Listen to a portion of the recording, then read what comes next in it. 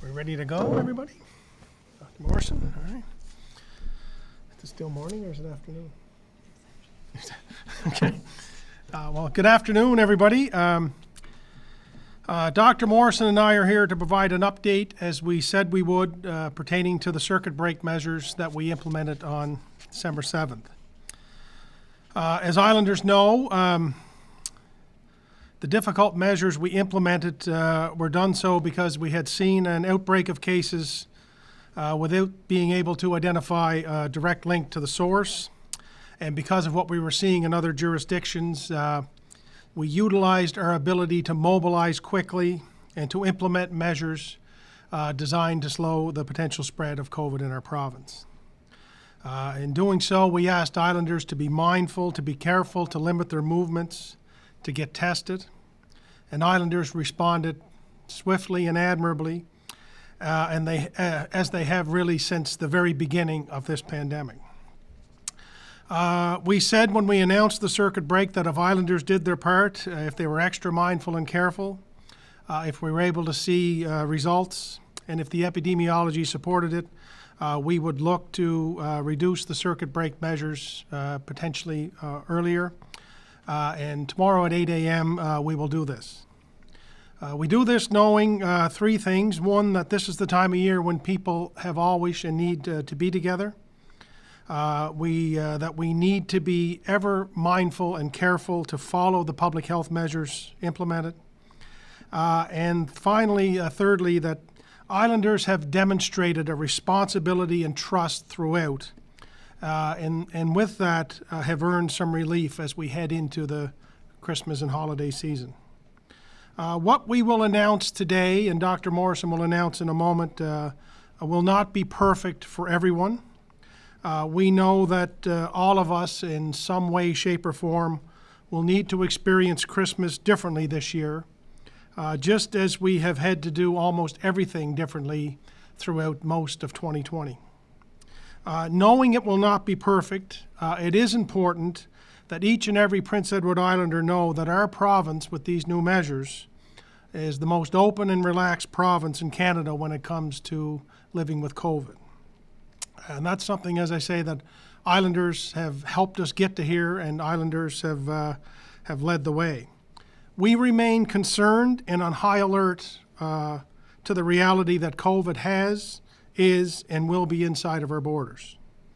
Though Islanders have earned some relief through their hard work and commitment, this is not the time to stop. This is not the time to let down our guard or operate under the false belief that our fight with COVID has been won. Though that concern remains, we are comforted in knowing that Islanders take this virus very seriously. Islanders have led the country when it comes to COVID response and adherence to public health protocols. We need each and every Islander to remain committed, to remain vigilant, to remain on guard as we continue with this long and tiresome battle. Yesterday was a great day for Islanders. The first vaccinations occurred, and that process continues. Today is another good day with the announcements that Dr. Morrison is going to make in a moment. And for us to continue to have a good day tomorrow and the day after that and the day after that, we need Islanders to continue to look out for each other by being careful, by being mindful, by being thoughtful. Let's continue to use common sense. Let's err on the side of hyper caution as we have. And remember that you're doing this for you. You're doing it for your family. You're doing it for your friends. You're doing it for your neighbors. You're doing it for the professionals in our health system, at the public health office, and you're doing it for each and every Islander. And because you've done this, we've gotten to a point where we can make these announcements today. But if we stop doing this, we will unfortunately need to be back here sooner than we want to announce that we have to snap backwards. We don't want to do that, so I just continue to appeal to the good nature and to the good sense of Islanders. You've done a great job. We need you to continue that. So with that, I will turn things over to Dr. Morrison for more details. Thank you, Premier. Good afternoon. I do have one new positive case of COVID-19 in PEI to announce today. This is our 90th case since the pandemic began. The case is a male in his 30s who traveled to PEI from outside the Atlantic region to visit family for the holidays. He traveled to PEI on December 13th on Air Canada Flight 7462 from Toronto. Anyone who was on this flight should monitor themselves closely, and if they develop symptoms of COVID-19, they should arrange to be tested and self-isolate until the results are received. This individual has no symptoms of COVID-19 and has been self-isolating in a separate location away from his family. There are no close contacts because he has been following the rules around self-isolation. This person did exactly what he was supposed to do when he arrived in the province, and by choosing to self-isolate away from his family, he eliminated any risk of spreading the virus to his loved ones or other islanders. This situation highlights 3 important points. People with COVID-19 do not always have symptoms and can be infectious to other people. The ability to spread this virus without having symptoms reinforces the need for all islanders to be vigilant about protecting themselves and others from this nasty virus. We should behave as if the person next to us could have COVID-19. It also demonstrates PEI is at risk of importation of COVID-19 and has been at risk of importation of COVID-19. 87% of our cases are related to out-of-province travel. With the holiday season upon us, there will be more travel to and from our province, increasing the likelihood that we will have more cases of COVID-19. Many family members who are planning to come home for Christmas will be coming from hotspots in Canada and elsewhere, and I expect to see more cases of COVID-19 in PEI in the coming weeks. And for people traveling to PEI over the holidays, self-isolation for 14 days is a legal requirement. Self-isolation is essential to break the chain of transmission of COVID-19. Most individuals want to do the right thing and take all the necessary steps and more to ensure they are following the self-isolation rules. However, we do know that some individuals have weak or leaky self-isolation plans, and we know some others do not want to self-isolate at all. I'm urging people who are traveling to PEI over the holidays to be serious about self-isolation and to follow the rules. There have been situations in this country and elsewhere where someone has decided to isolate with family and unintentionally that has spread the virus to, for instance, parents, and they have ended up in the intensive care unit. As I mentioned earlier this week, we are increasing our enforcement efforts, and we will be doing random, proactive checks on people who are required to self-isolate. More importantly, we are counting on visitors and their families to do their part and do the right thing, to self-isolate as required, to be tested as necessary, to protect themselves and their loved ones. Yesterday was an exciting day in our province as the first Islanders received the COVID-19 vaccine. As one of the first healthcare workers to receive the vaccine stated, knowing a vaccine is available in PEI gives us so much hope, and we know we are on the road to getting our lives back to normal. And while it will take many months for all Islanders to be vaccinated, the arrival of the vaccine does signal that we are beginning to turn the corner in this pandemic. The first day went well, and clinics will continue for the remainder of the week. And we're hoping by the end of the week, approximately 1,950 frontline healthcare workers, either from long-term care staff or those involved in the COVID response, will have received their first dose of the COVID-19 vaccine. They will also receive a booster in 21 days. Thank you to public health nursing and many other health PEI staff for coordinating and staffing the COVID-19 immunization clinic. PEI will continue to receive regular shipments of the Pfizer vaccine over the coming months. Subject to regulatory approval, we expect to begin receiving monthly shipments of the Moderna vaccine in early 2021. More members of the public will be able to receive the COVID-19 vaccine as the supply increases, likely starting in the spring of 2021. All Islanders who want to receive the vaccine will be able to do so, And I've said it before, for everyone who gets vaccinated, it will benefit all of us. And our goal is to have 80% at least of Islanders vaccinated. The 2-week circuit breaker measures that came into effect on December 7th were put in place in response to an outbreak in the province for which there was no identified connection to out-of-province travel. We have not been able to identify the source or index case for this outbreak.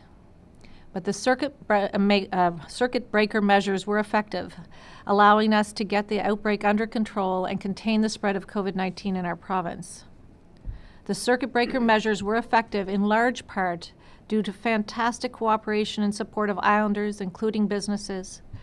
And thank you all for your continued support on our COVID-19 journey. We have had 6 new cases of COVID-19 since the circuit breaker measures came into effect 12 days ago. All of these recent cases are related to travel, but these new cases highlight that we continue to be at risk of COVID-19. Last week, the Premier and I spoke about possibly easing out of the circuit breaker measures and plugging back in slowly. Today, I am pleased to announce that effective tomorrow, Friday, December 18th at 8 a.m. until January 11th, the following measures will be in place. There can be personal indoor and outdoor gatherings for households and up to 10 additional individuals. These 10 additional people should be as consistent as possible and physical distancing maintained as much as possible. It is important that anyone coming into your home not have any symptoms of COVID-19 or not be in self-isolation. If someone in your home is self-isolating or is symptomatic of the virus, you should not host a personal gathering. Organized gatherings such as concerts, worship services can occur with 50 people, and a second multiple of 50 is permitted with an approved operational plan. Weddings and funerals can be held with up to 50 people plus officiants and are not eligible for a second multiple of 50. Gyms and fitness facilities, museums and libraries may operate at up to 50% of standard operating capacity.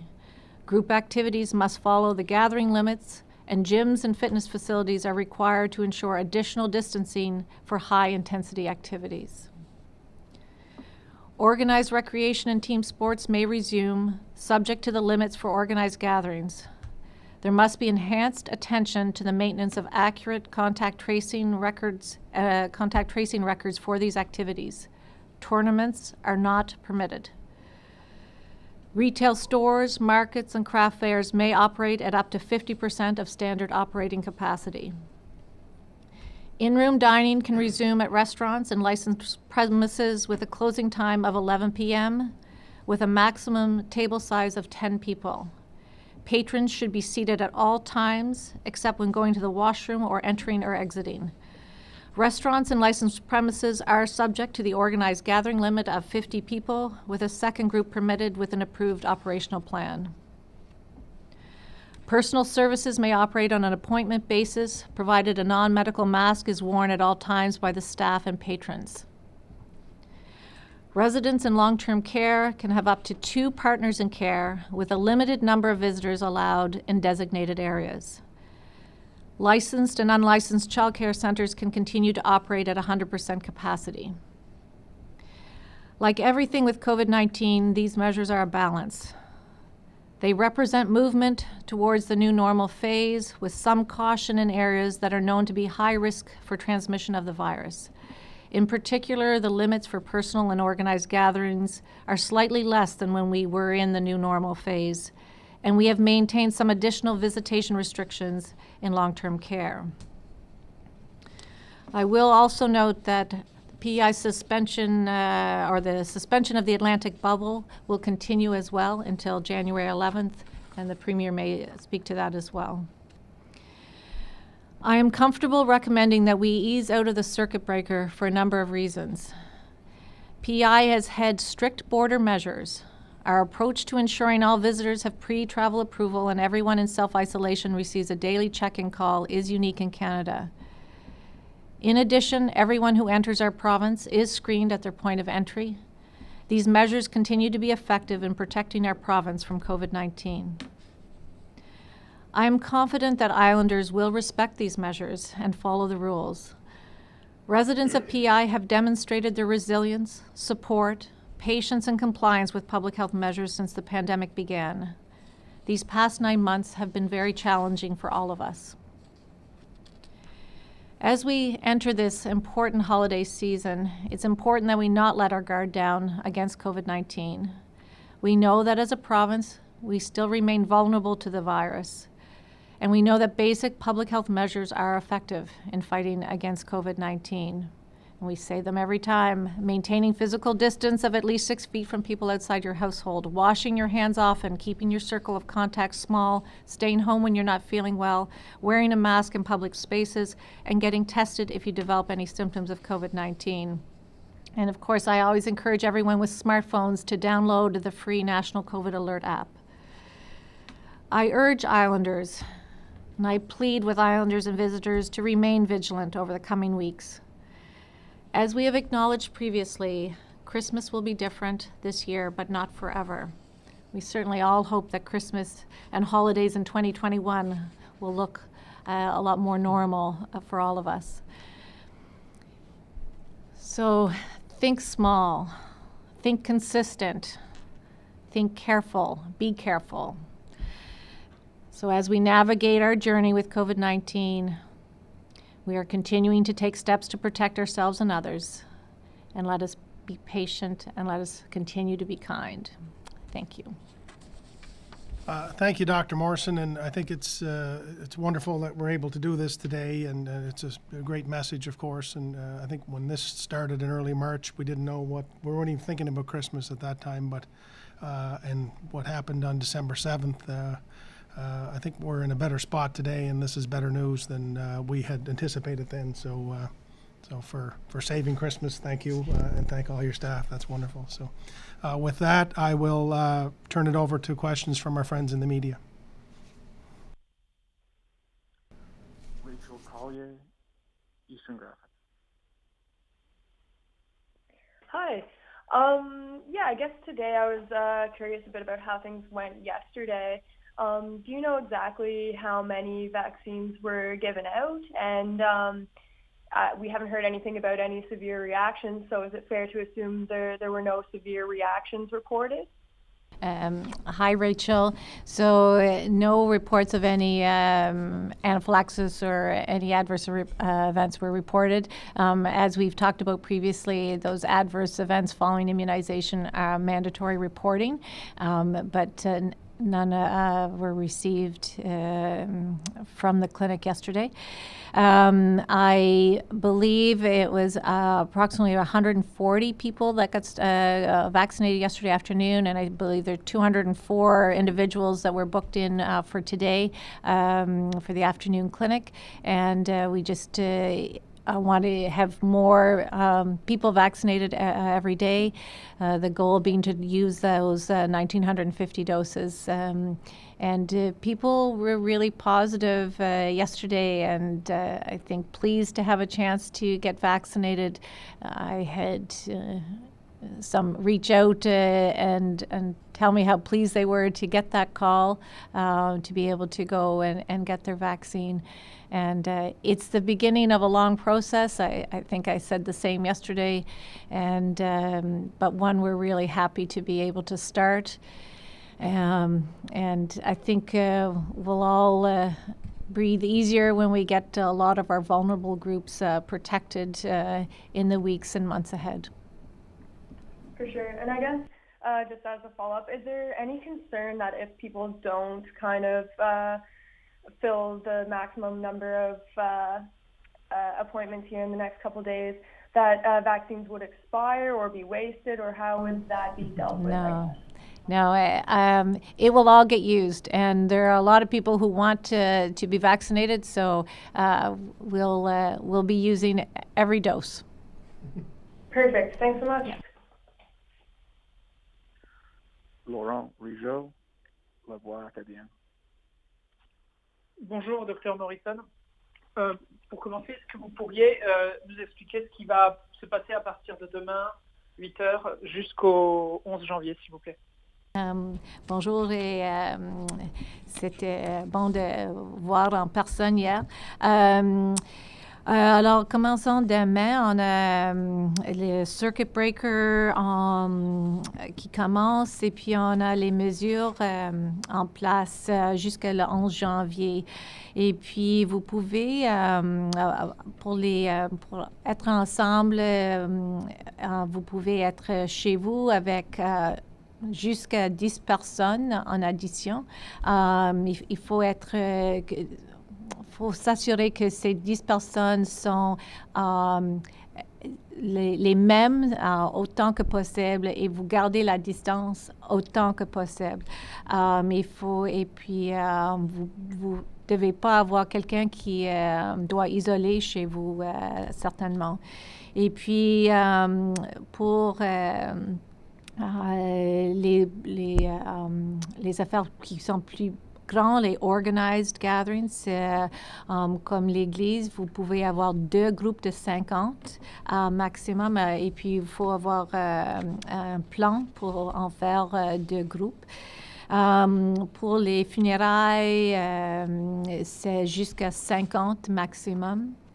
Et les facilités pour les activités de fitness, les librairies peuvent fonctionner avec 50% de leur capacité.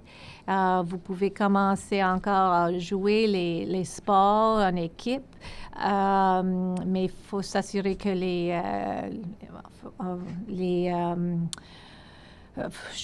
pour faire le contact tracing, c'est tout bien fait. Et puis, vous pouvez manger maintenant en dedans, mais il faut que ça ferme par 11 heures le soir. Et puis, vous pouvez seulement s'asseoir à table avec 10 personnes maximum. Et puis, les résidents, pour les longues durées, pour les personnes les plus âgées, sont 2 partners in care et puis des visiteurs aussi. Alors, ça, c'est en général les détails. Et puis, tout ça va être sur le site Internet plus tard cet après-midi. C'est là, ils sont en train de mettre sur le web et j'espère que ça va être là plus tard cet après-midi. Merci. Et j'ai juste un follow-up sur la date du 11 janvier. Est-ce que vous pouvez nous expliquer pourquoi le 11, pas le 15 ou le 9? Est-ce que c'est pour laisser le temps de voir si des symptômes apparaissent après les vacances? Exactement ça. Et puis, on va voir les symptômes ici après Noël et même le 1er janvier, qu'on ne voit pas les autres cas qui commencent dans la communauté. Merci beaucoup. Ryan Ross, Vidodian. Good afternoon, everybody. The bubble's continuing until January 11th. What do we have to see in the other provinces to get that changed there? I can start maybe, and then Dr. Morrison could. I think, Ryan, in response to the question that we would need to just see continued improvement. We're of a reduced caseload. We're concerned, obviously, as Dr. Morrison has been saying now for weeks, with the Christmas and holiday season. Also mixed in with that is the transfer back and forth of students to university and college from inside and outside of the bubble and from international. So we really are concerned when we look at the early part of January to see where we would be with the caseload, and we just would need to see that continued improvement. From what I understand, and I think Dr. Morrison can clarify, but the public health office from each province will continue to meet and discuss how things are going in each province, and they will make some recommendations to the premiers over the course of the next 10 or 12 days or beyond that, and we will make a decision then. But as we said, it's our desire to see this open when we can do so safely.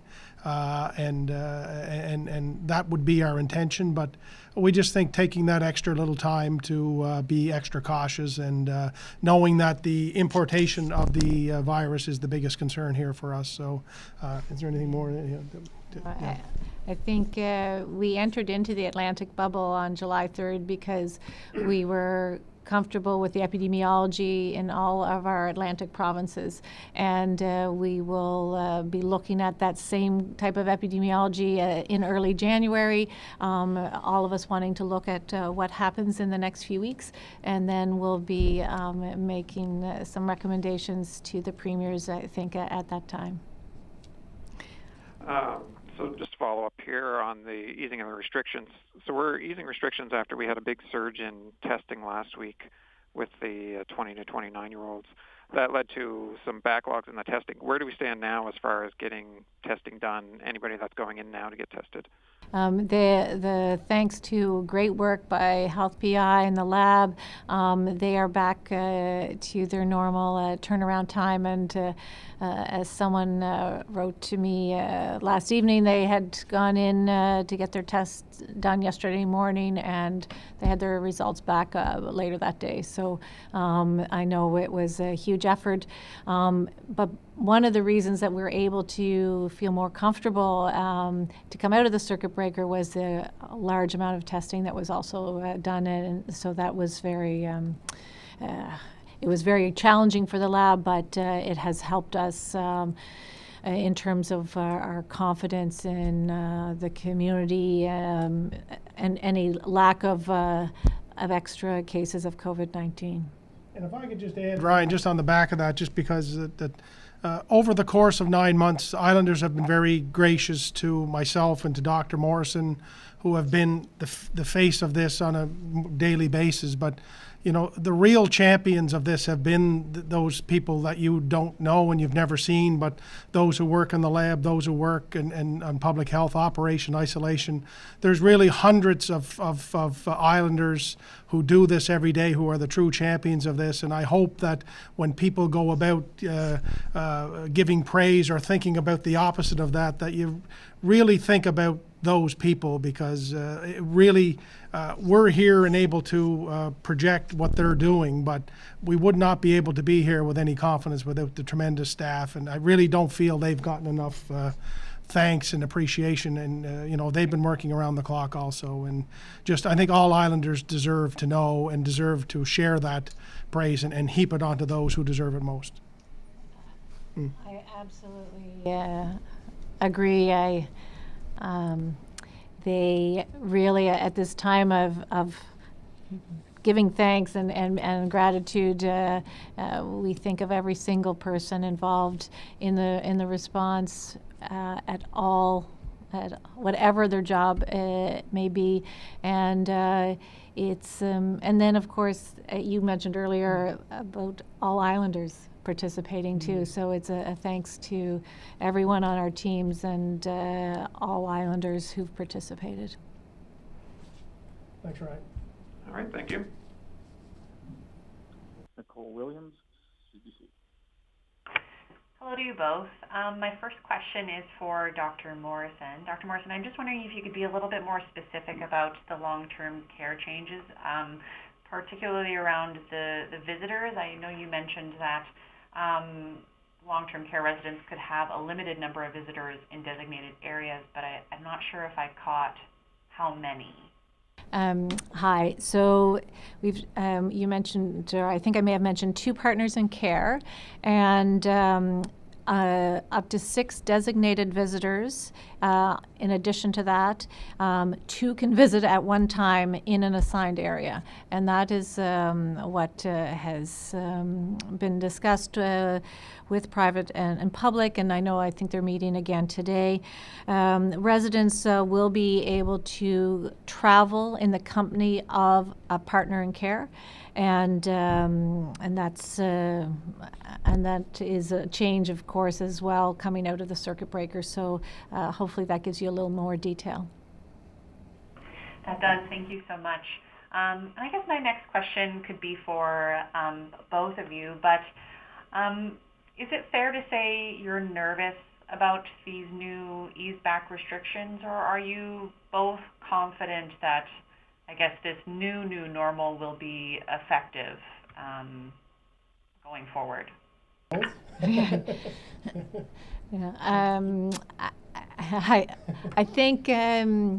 I think I'm still nervous, and we've talked about some of the reasons why when we see the cases going up across the country still, and we know that we have people coming into the province, and at this time of year, students, visitors.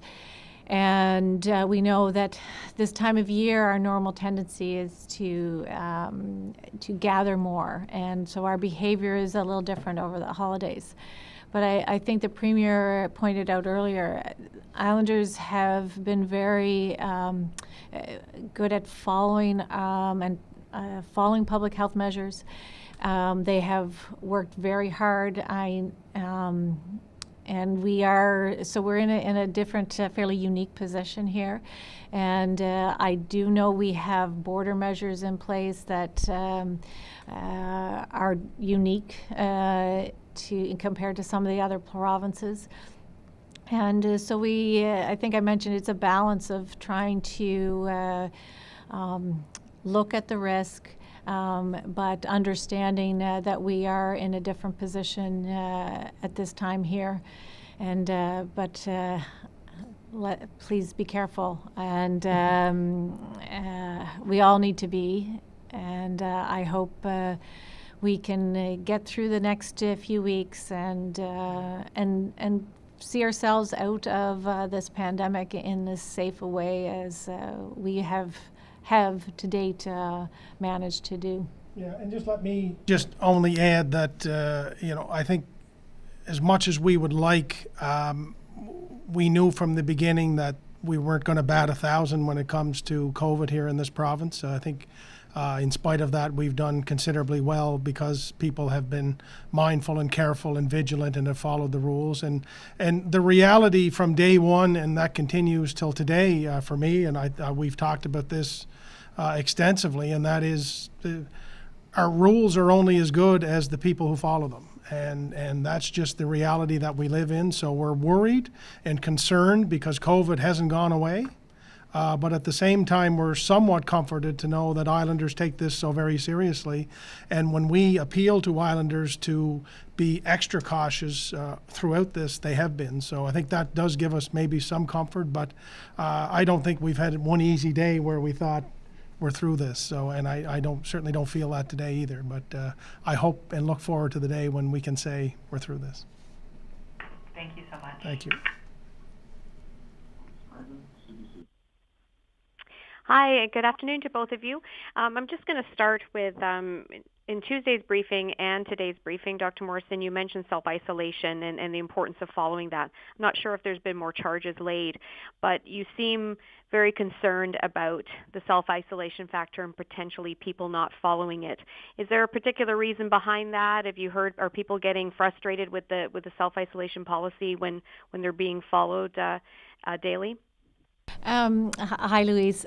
I think we also recognize that if people are arriving for the holidays at this time of year, self-isolation is going to be, while always hard, maybe even a little bit harder. And there may be temptations to not self-isolate as directed and as the legal requirement, because they do want to visit or see other people over the holidays. So I think that's part of the concern. I think isolation or in quarantine has always been hard, right from the beginning, and but it's I think maybe a little more so this time of year with different people coming in to the province or returning to the province. So I think that's why we've continued to mention it, and also why we're wanting to follow up a little more with more checks around our isolation plans. Thank you. And you had mentioned organized gatherings can have one additional cohort of 50, so it's a base of 50 and an additional cohort of 50 with an operational plan. But I believe you said not weddings or funerals. Can you just explain a bit more about that decision? Right. Nova Scotia, I don't believe is allowing having any weddings or funerals in part of their restrictions put in place yesterday. There have been outbreaks related to weddings and funerals of COVID-19 across the country, in lots of places. And so we know there's some additional risk with weddings and funerals. And so that is why that one cohort only for those categories. Thank you very much. Okay. Julien Lacacher, Radio Canada. Bonjour, Dr Morrison. Dr Morrison, si je ne me trompe pas, aujourd'hui, vous annoncez le tout premier cas de la COVID-19 lié aux fêtes de Noël, ou du moins au fait que quelqu'un est venu à l'île du Prince-Édouard pour passer les fêtes de Noël avec sa famille. Du coup, Dr Morrison, je voudrais savoir si vous attendez à d'autres cas similaires pendant les fêtes de Noël. Et est-ce que vous savez si la province a reçu beaucoup de demandes, d'applications pour des personnes qui veulent venir à l'île du Prince-Édouard passer Noël avec leur famille? Bonjour.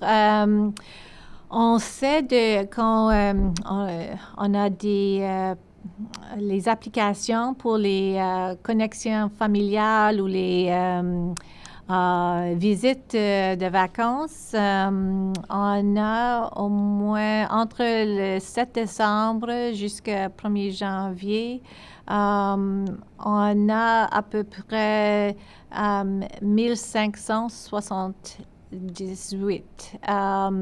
Et puis ça c'est pas les personnes qui travaillent, ils sont pas les travailleurs, ils sont et puis il y en a peut-être des personnes qui n'ont pas fait l'application encore. Et puis ça c'est pas les étudiants. Les étudiants sont en plus que ça. D'accord. Et est-ce que donc du coup vous êtes inquiète peut-être de voir le nombre de cas de la COVID repartir à la hausse par rapport à ces personnes qui vont arriver à l'île? Je suis un peu inquiète. J'ai mentionné en anglais, même sorte de choses. On est inquiète parce qu'on sait qu'il y en a beaucoup de cas de COVID partout au pays, aux États-Unis. Et puis, si les gens arrivent, d'ailleurs, des fois, ils ne savent pas, ils n'ont même pas des symptômes. Et puis, on veut qu'ils isolent bien pour qu'ils ne transmettent pas le COVID à leur famille et leurs voisins et les autres gens, les autres insulaires ici à l'île du Prince-Édouard. Merci beaucoup. Merci. Well, thank you very much, everyone. I believe that brings an end to the questions. So thank you, Dr. Morrison, and to our friends in the media for doing a good job. Appreciate it very much. So have a good day.